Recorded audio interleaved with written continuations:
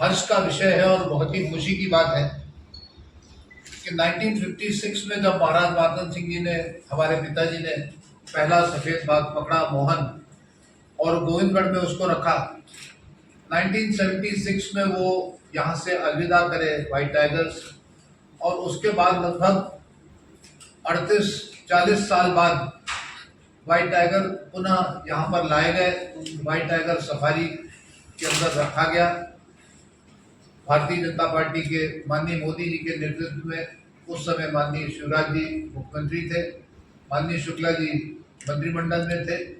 और हम लोग सब साथ में उसके लिए कार्य किए और बहुत बड़ा हमने अलग जगाया।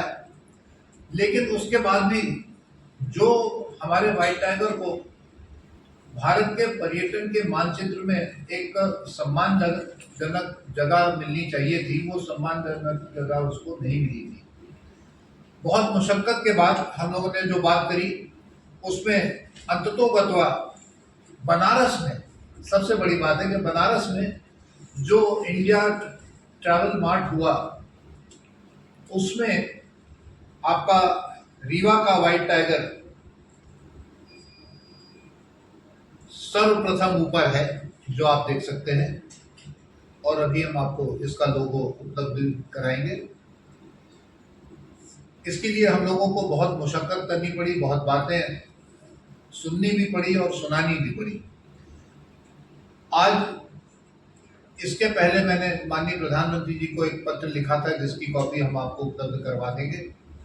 और जिसमें हमने मांग करी थी कि बनारस, जैसे आप जानते हैं माननीय प्रधानमंत्री का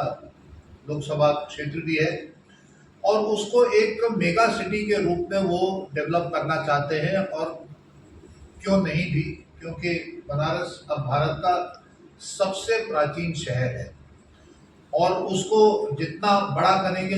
जितना उसको गौरवमयी करेंगे, उतनी अच्छी बात रहेगी। लेकिन बनारस के सबसे करीब जो 2 नेशनल पार्क हैं वो अपने मध्य प्रदेश और विंध्य क्षेत्र में है। एक तो दुगरी संजय गांधी नेशनल पार्क, और दूसरा आपका बांधवगढ़, और तीसरा जो सफारी है वो आपका रीवा, लगभग 250 किलोमीटर 60 किलोमीटर के डिस्टेंस पे। तो हमने जो माननीय प्रधानमंत्री जी को पत्र लिखा था कि ये सब सारी चीज़ें हमारे आपके सबसे करीब हैं। हमारे 5 सुंदर वाटरफॉल्स जो हैं, जलप्रपात, वो भी आपके बहुत करीब हैं, जहाँ एक दिन में व्यक्ति चाहे तो वो प्रपातों के अंदर जाकर और समीप जाकर वो मनोरंजन ले सकता है, टूरिज्म का आनंद उठा सकता है। तो एक रूट हमने जो दिया वो मध्य प्रदेश टूरिज्म ने मंजूर करा, जिसको अभी हम आपको इसमें दिखाएंगे लैपटॉप में, जिसमें हमने कहा कि आप बनारस से सिंगरौली, सिंगरौली से दुगरी, दुगरी से या तो आप रीवा आ जाएं, उसी प्रकार से प्रयाग से आप रीवा आ जाएं,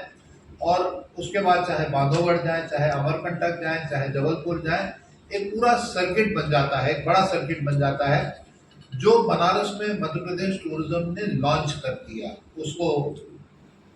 उतारा है। और मैं मानता हूं कि बहुत सक्सेसफुल ये सर्किट रहेगा, बहुत सफलतापूर्वक ये सर्किट आगे काम करेगा,